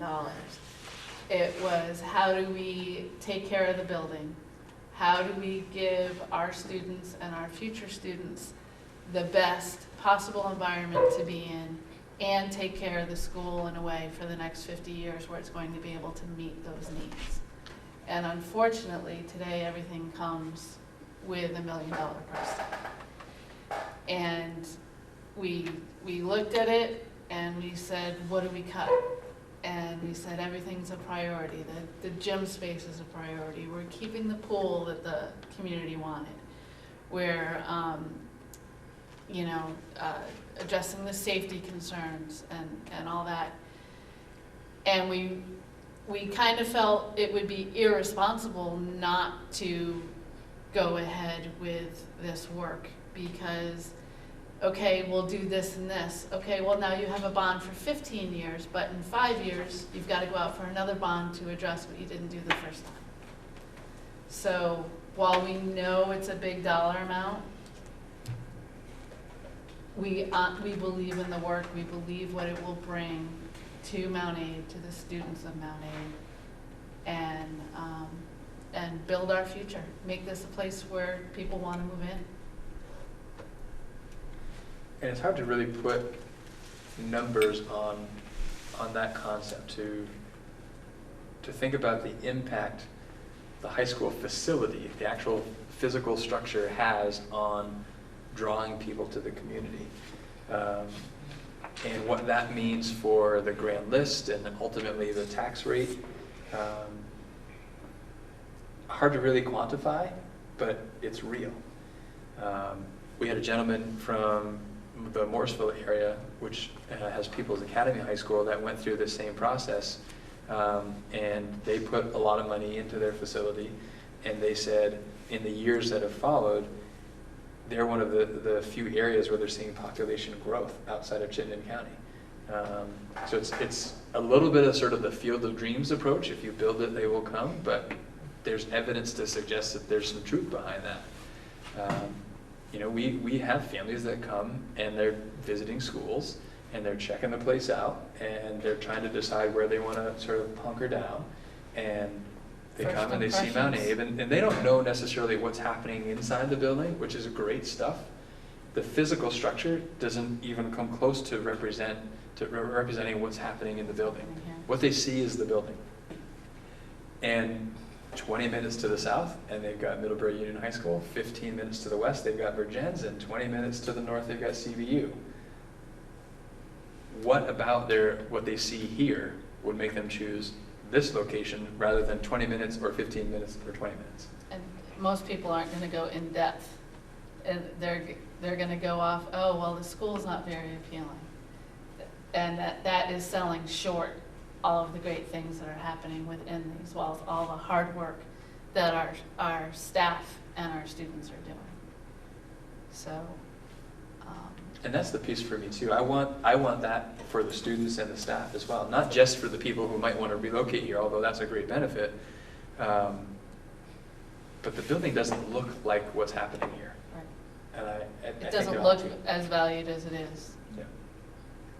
In fact, some amazing programming and innovative work has come about in spite of some significant limitations in the building. And that you mentioned the hidden curriculum too, that the environment that the kids are in boosts.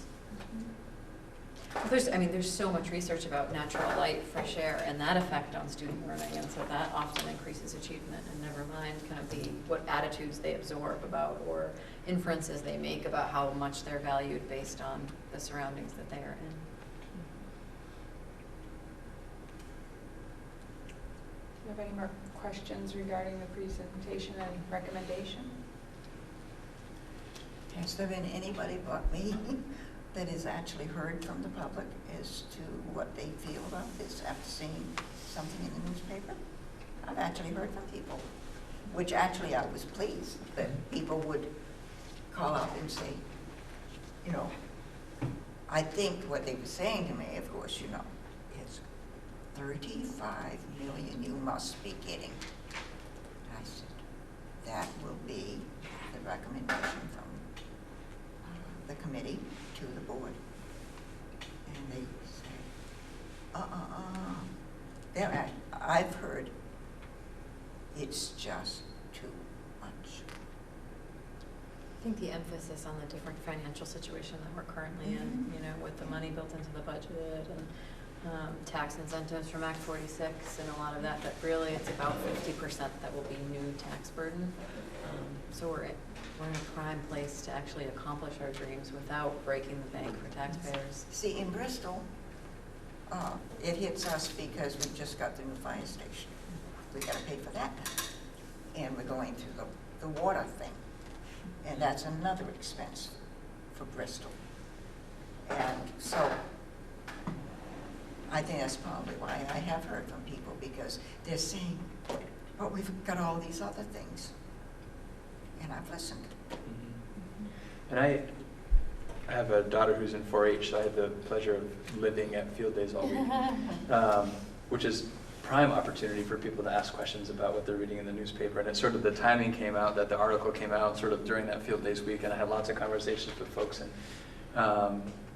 And similarly, it was yeah, it's a lot of money. But the conversation shifted pretty quickly to, we've got to do something.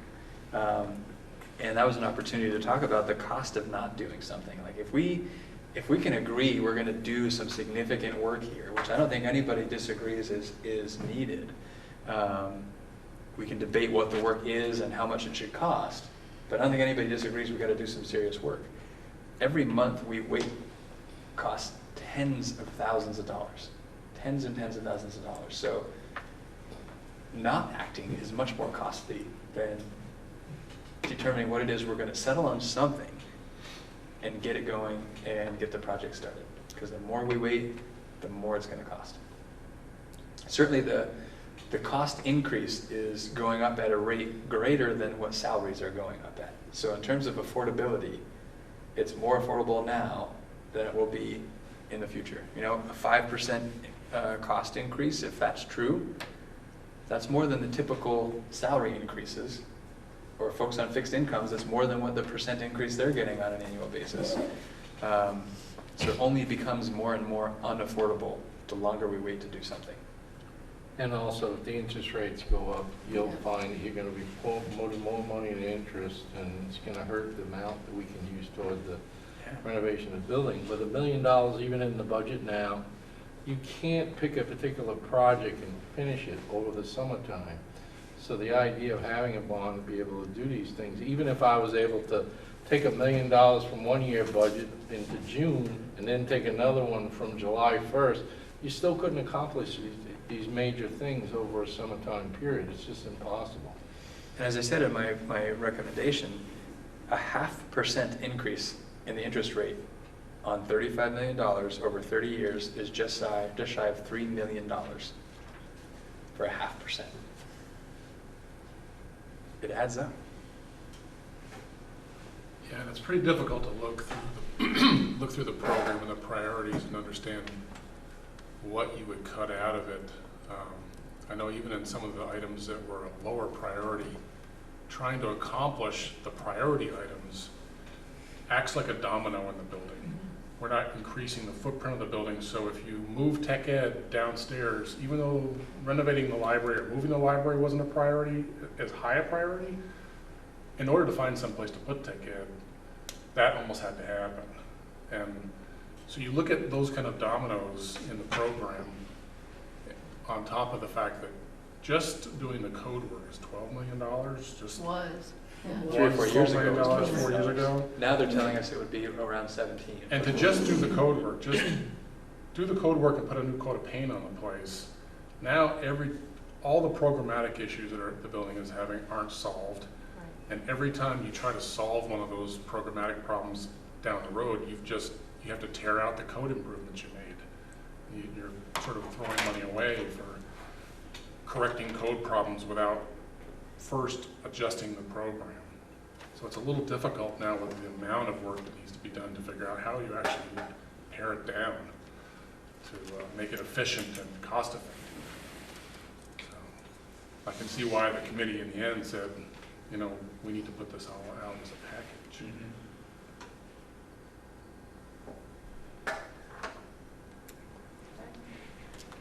Sandy? So, you know, last week I saw the presentation and, you know, and I read the article and I think initial reaction will be sticker shock. I think we'll see the number. But I think it's important, and it was brought to my attention to look at the minutes from your August 7th meeting. I think they're very detailed. They covered everything that was discussed here. And it's done in a really thorough manner, talking about, I mean, part of me goes, if you don't invest in this multi-million-dollar building, are we going to let it just fall apart and continue to do so? I don't think anybody is proposing we do nothing, or, you know, and then if you just do things in a piecemeal basis, like the gym floor, right, which discovered all the pipe issues, which then discovered all the other problems. This building at some point is going to become even more expensive to fix. And there was something said at the board retreat that really hit me. First graders will be graduating when? In 2029? Right, that seems like ages from now. But really, you know, we look at first graders in elementary school. What are they going to come to when they come to this high school, you know, in 7 or 8 years, if we don't do something significant to the building? You know, I mean, yes, we can sort of move along little by little, but I mean, I think it's really significant that we need to make an investment that will last for the next 30 years. This isn't like we're making this like every 10 years and we're doing major bonds and, you know, investment in the building. We're saying we've waited a really long time. We've let the building honestly fall apart. We need to make a serious investment to get it where it needs to be, to a good quality standard. And then hopefully that will last for the next 30 or whatever amount of years. And then when the next time comes, the renovations and innovations that need to happen, they can decide then what they need to do. But I don't think we can just keep ignoring the problems that are just right in your face. And the kids are suffering. I think the community is suffering. I think the kids are. I think the education at MtAbe is excellent, but there's a definite impression that it is of a lower tier just because of the physical plant. You know, and that's not a very good thing for the kids. They notice it. You know, you hear it, you know, from them. They feel it. And they feel it, and they don't feel pride like they should be. You know, I look at the track. My son loves to play track. I mean, to run track. But our track field, I mean, that's not even included in this. It's an embarrassment. They can't even hold a meet here at MtAbe for the high school level because it's below quality. It's simply, they have middle school track meets, but they can't even hold a high school track meet. There and then is of some athletic site improvements and repairs in this. Oh, there is some. Yeah. Which is good. But you know, I don't the think track it's the rubberized track, but. yeah, but the track program has suffered here. There's no doubt. You have a hard time attracting coaches to even do basic field, you know, the field track, because I think we haven't invested in saying we value, you know, these types of programs, and so you're not going to have someone commit themselves. It just all kind of sort of, I think, flows into another. So yeah, I definitely was impressed by the price tag, but if you really research it and you look at it carefully and you see all the work was done and all the thought that went into it, I don't really see a lot of other choices. So I mean, that's why I'm in full support of it. And if I could just add something, when we had the previous bond, and I had to sign off on some documents that the bond had passed, one of the questions was, did you have sufficient support in your budget from year to year to provide enough that this wasn't related to deferred maintenance? And at the time, I told the administration that I couldn't sign that, yes. And even though we spent considerable money in the last 2 to 3 years, you know, this is a 50-year-old building. It's not brand new. And if you don't recognize that, then something, you know, this is not going to get any better. It's just not. Okay. The committee believes in MtAbe, and we want to see what's going on. We want to see MtAbe shine.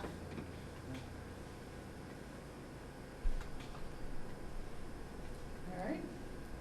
So, the motion on the floor is to approve the superintendent's recommendation for the bond project. You want to vote? Can I vote? Or do I stay out because I was on the committee? You're on this board, you can vote. All right. All those in favor of approving the superintendent's recommendation for the bond project, please say aye. Aye. Any opposed? I will oppose. Would you like that noted in the minutes? Yes, please. Any abstentions? All right, the motion passes. Okay. Thank you. All right. Our next action is to form a communications committee for the bond project. And we haven't really chatted about a charge since last week. We did sort of talk about it. Yeah. So I've been scratching away. I'm not sure how, I believe that you mentioned last week there are many members of the current renovation committee that would be interested in serving on the communications committee. That was definitely my sense from the meetings. Yes, Yeah, I would agree. you would agree. So, and can you refresh my memory, how many how many members were on the renovation? 11? Voting members? Yeah. 11 voting members. Right. So that would be. So, I can read you what I've written and we can, I don't want to spend a ton of time wordsmithing it, but if there's some concept that you don't want in there, we can just scratch it out and kind of give a broad direction to the group and form it. Or we can take another route. It's up to you. What do you? Let's hear. All right. So the charge would be to form a committee of not more than 8 people, and we can have the letter sent to the chair, and I can appoint them as soon as possible, because we're running out of time, to develop a plan to communicate the renovation committee and superintendent's recommendations regarding the 2017 MtAbe renovation project. This committee would inform and engage the five-town community with project concepts and renovation details, including but not limited to timelines, costs, etc., for a November 2017 MtAbe bond vote. And then this is where I was unsure. The committee would remain in force until a successfully passed bond vote, or that way if it didn't and they wanted to try. You'd have to come back, yep. So, And it wasn't part of the proposal, but certainly the conversation amongst the committee was, if a November bond doesn't happen, probably shouldn't wait 4 years before the next one goes out. But that may be even, again, recognizing the timeline, if November doesn't happen, maybe we try to bring a group back together, consider that it didn't, assuming that it didn't pass because the cost was too great.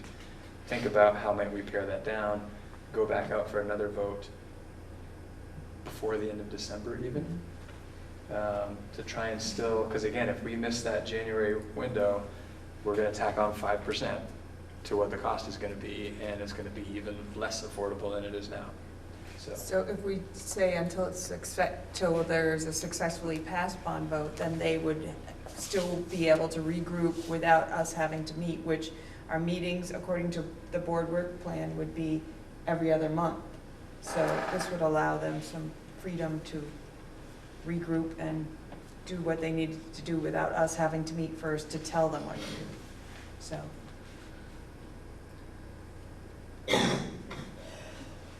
you may have already done that. Do we have to give that group flexibility in the bond number, or would that have to come to the board? I think that group, it could work the same way as it did before, that the group would make a recommendation for an adjustment to me, and I would bring it to this board. And if it meant we had to have a special meeting of the MtAbe board to hear an adjusted amount for a new bond, then we could probably do that.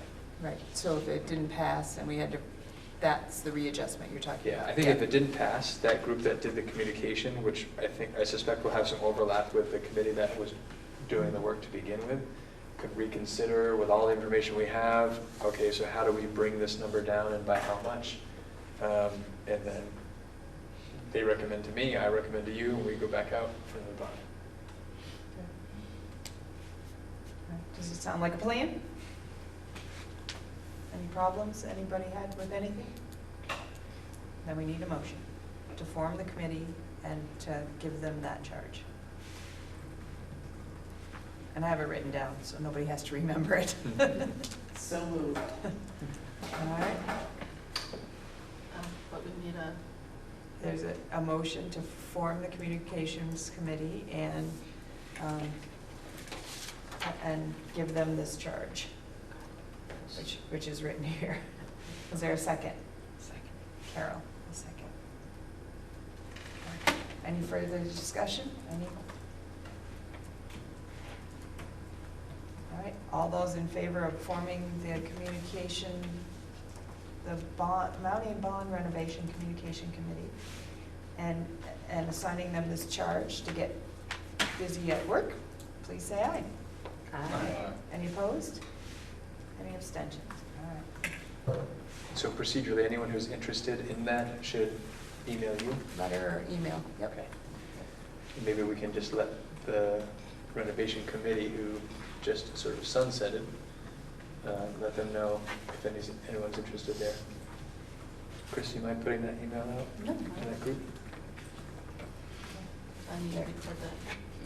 Is it helpful to note a deadline, just so that folks know when to submit the material rather than as soon as possible? I would appoint as soon as possible, but I think if we, by the 8th of September, Yeah. that would be, it's like just under 2 weeks, so that, well, just under a week and a little more. So, all right. And we are not in need of an executive session. Is there any public comment? Yeah, I did have one brief Sure. thing. First, I'm really glad to hear that this group is approving the bond. I think it's great to put in this kind of investment, and really don't think that you can put a price tag on offering our community what they deserve in a school. And it sounds like the process for thinking about design is to be determined or to be rolled out after the bond is passed. I think the PR piece for passing the bond is going to be huge, so that communications committee definitely has a lot of work to do in a short amount of time. And I guess two things I was thinking of as I was hearing the presentation. One was that it would be great if, and I don't know if anyone in this group is going to serve on that committee, or if there's a way to convey this to that group, and if not, maybe I'll do that at some other time, but letting folks know what those priorities were that formed this plan. And I think that accessibility was in that plan, and I would just also really encourage that group to think about how they present all of the different proposed improvements in a way that's of value to all members of our community. I agree that a space has a huge impact on how people feel they're valued, and having access that you're trying to just make work, and that's sort of a secondary thought or not ideal, has a very strong message both to the folks trying to access a space and to their peers. So I'd like to see that be a focus of the group, that they think about all of the different improvements, and that accessibility is a key piece of those, along with the significant dollars being allotted to lots of other priorities. That should not be a side note that would easily be taken off of the table if it came down to the cost. So that's it, and I wish them luck, and I will be a definite supporter, so thank you. Thank you. Other comment? I just have a question. If the three gentlemen there at the table could just give me your names again. I've got everybody else's, that would be really helpful. I'm Tom Darling, D-A-R-L-I-N-G. Thank you. Steve Rooney, R-O-O-N-E-Y. Yeah. Jim McClay.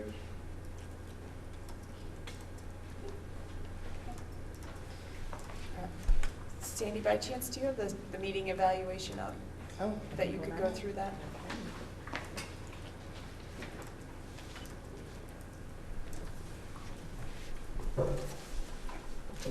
I actually just exited out of it. If you give me a second, I can get that open. And the pay orders all got signed? They're all set? Did you sign pay orders? Yes, yep, they're all on it.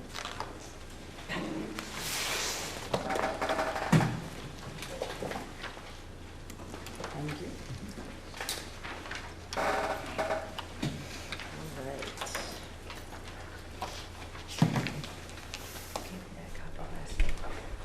Do we have it on the agenda? There it is. Yep.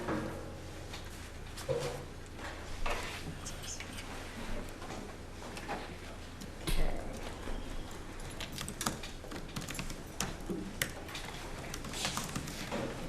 Do you want me to just read it out loud and get Yes, input? please. Okay. So what is the level of engagement of all board members? High, low, and any comments? Consensus? High. High. Sounds good. Was the agenda followed? Yes, no, or comments? I would say yes. Yes. Alright. Was the agenda linked to the board's annual work plan? I think it is, yes. I'll say yes. I'm good with that. Okay. There was sufficient board time spent on community linkage. Yes. This may be one of those that counts, I think. I think this is a yes. Building. I like it. This hasn't happened lately. There was sufficient board time spent on ends discussion.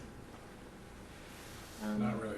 I would say the building directly Is the ends. impacts our ends. Yeah, So I would say yes. I would say, yeah. And also, I think in the presentation from the superintendent, in the bullets, there were specific items that address the ends and how the building specifically linked to the ends. Yep. Yeah, so I would say yes. There was sufficient board time spent on executive limitations. Financial report, Financial food report. service. Yep. work And the items. consent agenda, probably dealt with some of those things, yeah, yes. The consent agenda, agenda was used appropriately? I would say yes. Yes, okay. What went well with the meeting? I think everyone was engaged. I think the information was clear and people were prepared.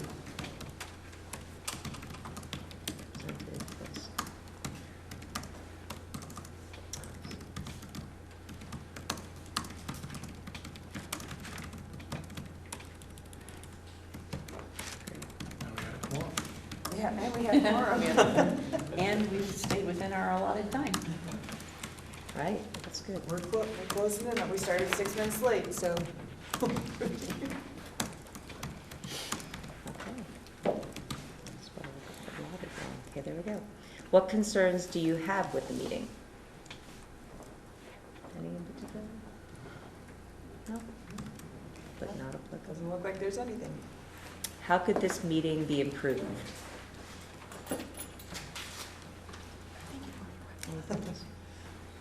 None of this? No comment. thoughts? No comment. All right. Done. All right. How about a motion to adjourn? Motion to adjourn. All right, Steve, is there a second? I'll second. Barry? All those in favor of adjourning at 8:03, please say aye.